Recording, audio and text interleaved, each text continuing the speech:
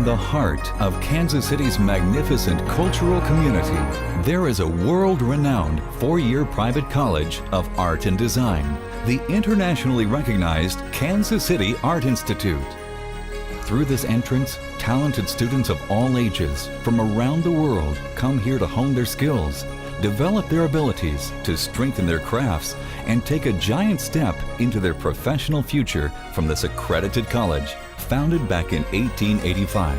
Whether their specialty is animation, ceramics, graphic design, photography, printmaking, or sculpture, the Kansas City Art Institute offers its students a Bachelor of Fine Arts program in at least 13 different areas of skills and achievement.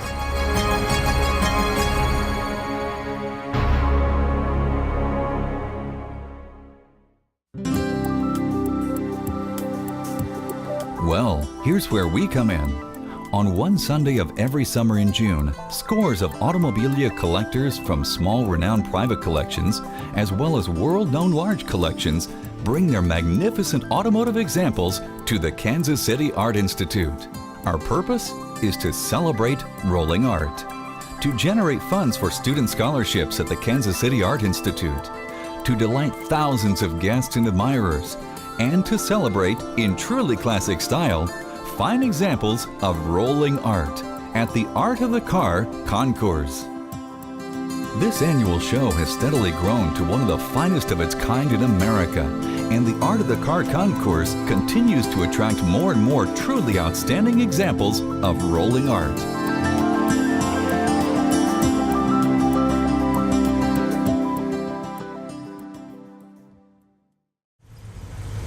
Every year, the early morning hours feature an abundance of diverse vehicles, starting with very early cars, all the way to recent examples, all prior to 1972, as they begin streaming onto the well-manicured grounds of the Kansas City Art Institute.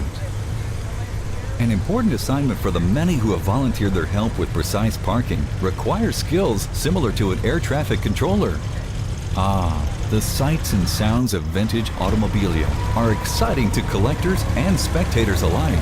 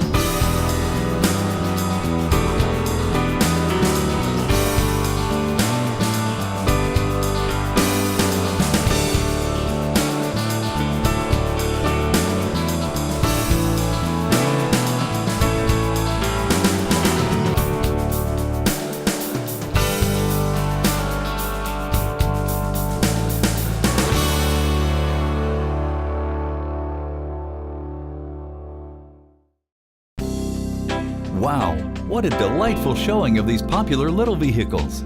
Pedal cars, trucks, and airplanes, originally designed for children, and today, very popular items with astute collectors, who, shall we say, are now big kids.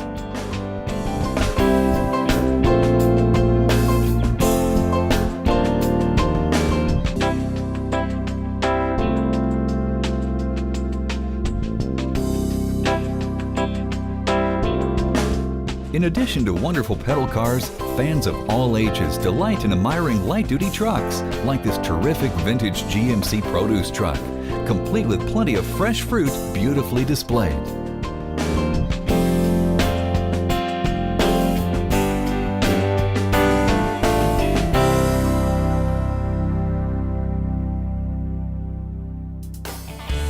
A show without vintage bikes, motor scooters, and motorcycles would not be complete, and they are here, along with plenty of fans, at the Art of the Car Concours.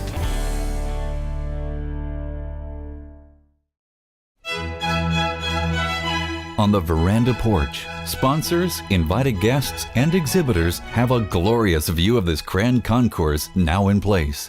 The crowds are streaming in, the vehicles are here, and it's showtime at the Art of the Car Concours.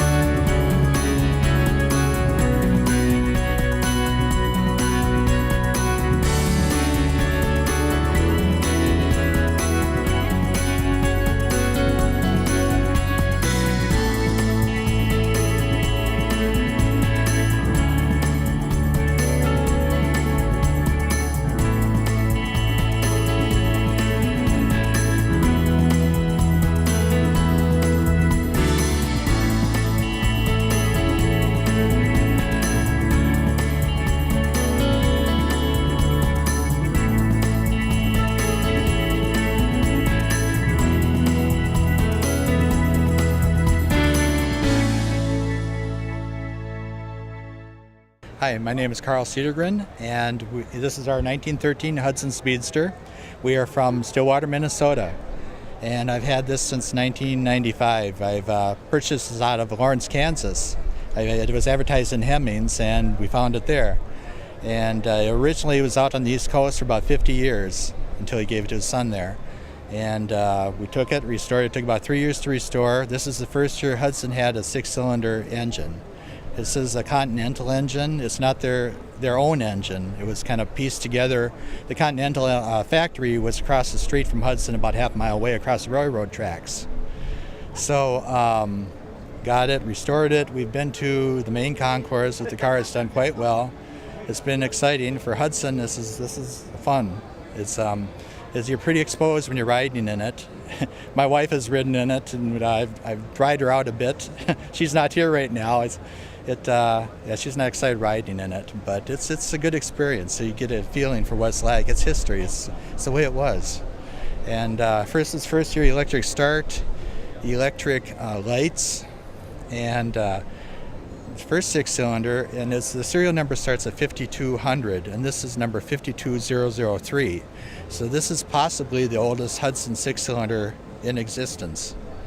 Also, it's supposedly one of 5 cars built, so that fits into the story of being one of the first cars. So that's right there. When I first saw it, it was red. And I always bring a little piece to show the judges that there's yellow right under the red here. This is the original color of the car. And you always have to prove that when you go to judging events, that this is for real. You got to document everything you do on a car.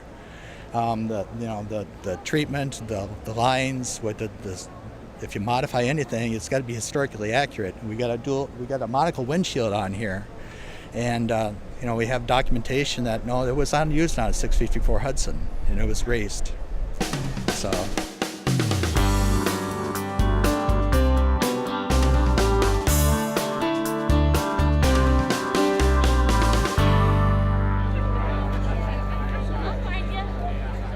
Hello, I'm Fred Guyton from St. Louis, and this is my 1909 Rolls-Royce Silver Ghost that I had transported over here because you don't put something like this on the highway, you'd cause too many accidents with people watching. But as you can see, it's what is called a Silver Ghost Rolls-Royce, and this one is indeed silver, and it's very much like the prototype, which was in 1907, that the factory still owns, almost in the same body style and the same color. It too is silver. But these cars were built up until World War I. These early Ghosts, they were called the Edwardian Ghost, and they were known for their beautiful engineering and their endurance and their high quality and their high expense. A lot of these cars were chauffeur driven and maintained by chauffeurs.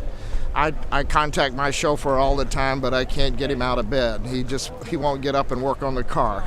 But indeed, this is a hobby for me, and this is about the top of the heap for me. I bought this car about a year ago at a California auction, and I'm very happy to have it because I always had a great yearning for one of these early Silver Ghosts.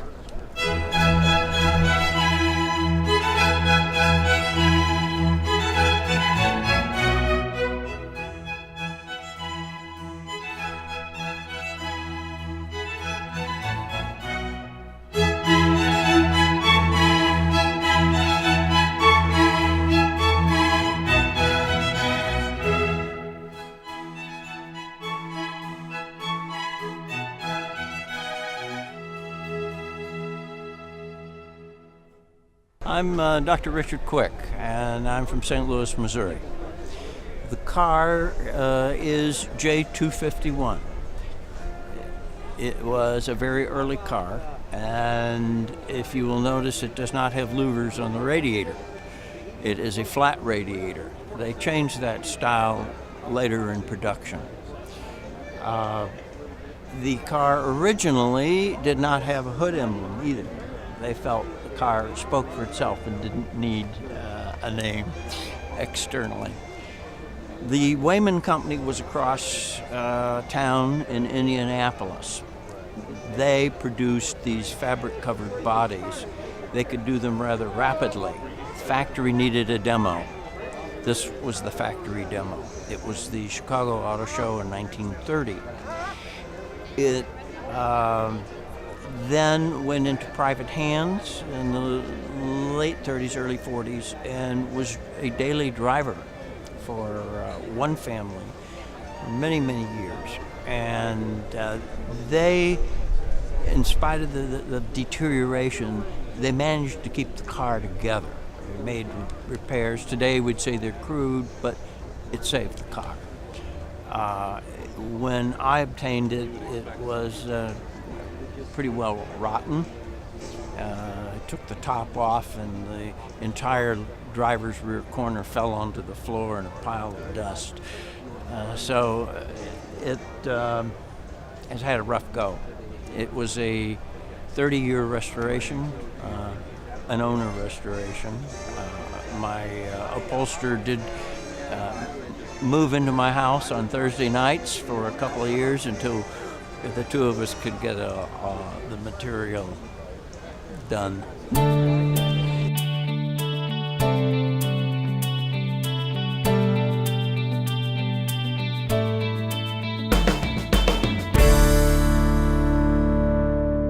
Yes, I'm John Grondike. I live in Enid, Oklahoma, and pleased to be here at the car show. I brought two Duesenbergs to the show today. The one right behind me here is a 1929 Duesenberg J108. It was a very early prototype car and the first disappearing top convertible that the Murphy Body Company in Pasadena, California built. And this car was delivered to a customer in LA in 1929, and the car was later featured in the 1933 movie with Fred Astaire and Ginger Rogers called The Gay Divorcee. So the car has had a lot of press and whatnot. I bought the car about 4 years ago from Ken McBride in Seattle, Washington. He had owned the car about 25 to 30 years and decided to sell it for health reasons, and I was able to buy the car. And the car's original body, original engine, transmission, rear end. So the car has not had a body switch or a motor switch and all. It's all original as it was produced from the factory in 1929. The black car is a 1933 Brun Riviera made by the Brun Body Company in Buffalo, New York. And that car is a factory supercharged twin carbureted car. And the car was purported to have run over 130 miles an hour in 1933. So it's quite an unusual car, and only 3 of them were built. And the whole rear of that car opens up, and that's a disappearing top. It completely is hidden below the rear panel on the back of the car. I'm Eldon Hostetler from Middlebury, Indiana, and my wife Esther's with me. And we got into collecting cars about 35 years ago. And over the years, we've got about 50 of them that we've put together. Then we donated those 50, and since we donated them in 2008 to the town of Shipshewana, why, we bought 12 more. I was up at Jack Miller's place, who was one of the last Hudson dealers in the state of Michigan, and he had this car sitting in the back room of his business that been there for a number of years, and I bought it and restored it. But I had it for about 2 years, and I finally decided, after I found a picture of this ad that I have on the front of, sitting down here in front of the car, that we're going to paint it orange and yellow. And when I brought it back to my restoration shop, they said, "Are you sure you want to do it that way?" And I said, "Well, I like the picture, and I think it's going to be a nice color." So that's what we did, and we're here with that color car today.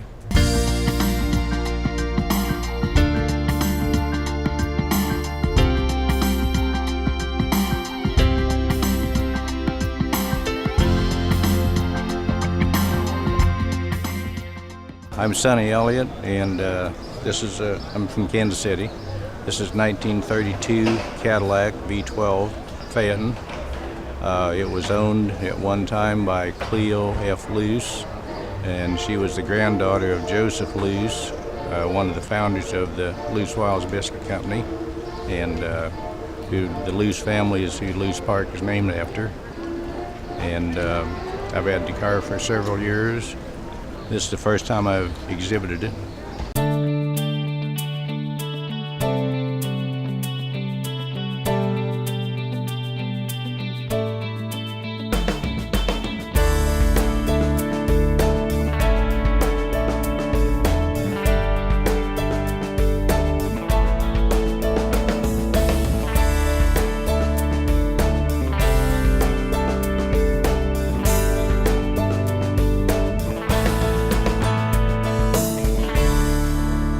Robert Pass, and I'm from St. Louis, Missouri, and I'm standing with my 1913 Peerless Model 48 Roadster.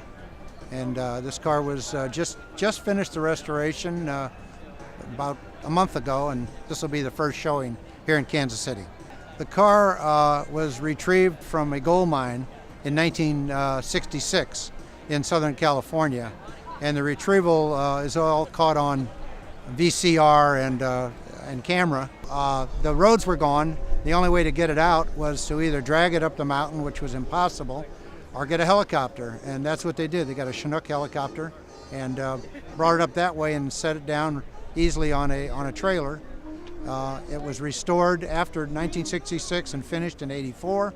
Went to Pebble Beach. At that time, the man that did it passed away, and it was sold to a gold mine museum in Oregon. Went there for all these years, and I've got it a few years ago and restored it again. It's got a powerful motor, and it'll run like a big fire truck. It looks like a fire truck. These early cars like this are called brass and nickel. This is a nickel car, and they all run in the same class in the Horseless Carriage Club. And I understand you got the price, or do you want it?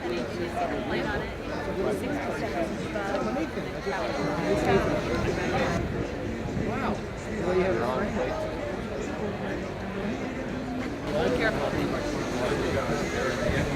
My name is Richard Mitchell from Montgomery, Texas, and today we've got our 1930 Stutz Lansfield-bodied supercharged coupe here at the Kansas City Art Institute concourse. The car was built for the Woolworth brothers in 1930. They were in London on a business trip, and they went by the Stutz dealership. They both wanted to buy a Stutz, and they of course bought the Stutz chassis, which is the way cars were bought then. You bought a chassis, and then you ordered a coach builder to build the coach. So they went to the Stutz dealer there and bought the chassis, and then went through all the books. And the last book they looked at was the Lansfield book, and there was an artist's concept drawing on the last page of the book, and it was this body. And each one ordered a car, one of them with a supercharger and one without. This particular car is the one that is with a supercharger. There were 5 of these made, and this is the only survivor.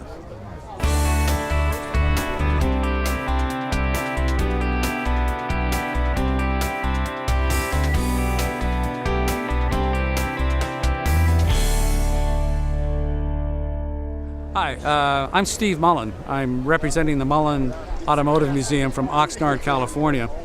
We're very pleased today to have a 1938 Talbot Lago on display. Marshall Miller, as you well know, the founding director of this event, invited us to bring one of our cars here to Kansas City. He indicated that in this area of the country, there is not many opportunities to have concours featuring these wonderfully iconic French touring cars. French touring cars of the pre-World War II era comprised basically Bugattis, Delahaye's, Delage, Hispano-Suizes, Talbot Lago, and Voissons. So this Talbot Lago was deemed at one time the finest Talbot Lago in the world. It was designed by very famous French coach builders, Figoni and Falaschi. They were iconic themselves in that their beautifully streamlined shapes were used in many, many different cars. These cars were normally purchased by the owner as a rolling chassis, no body, but the engine from the manufacturer and the chassis ready to roll. Then the owner would then interview and choose a coach builder, in this case Figoni Falaschi, to create the shape of the body. Figoni Falaschi were often chosen because of their use of these voluptuous curves, taking advantage of aerodynamics, the new technology, if you will, of aeronautical engineering, slipstream, the fenders, everything is all curved. There's not a straight line on this car. It reminds you of a beautiful woman's body. It's just beautifully shaped, very curvy. This is the epitome of French design in the Art Deco era, and we're just pleased as can be to be here sharing this with the folks from Kansas City, and we hope we get invited back.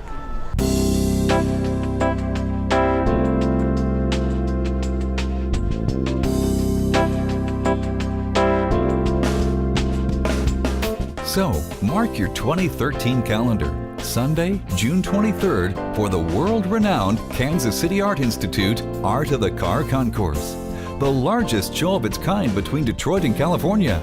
Whether you're an exhibitor, a collector, or you are bringing in your friends and family, you're going to love it here.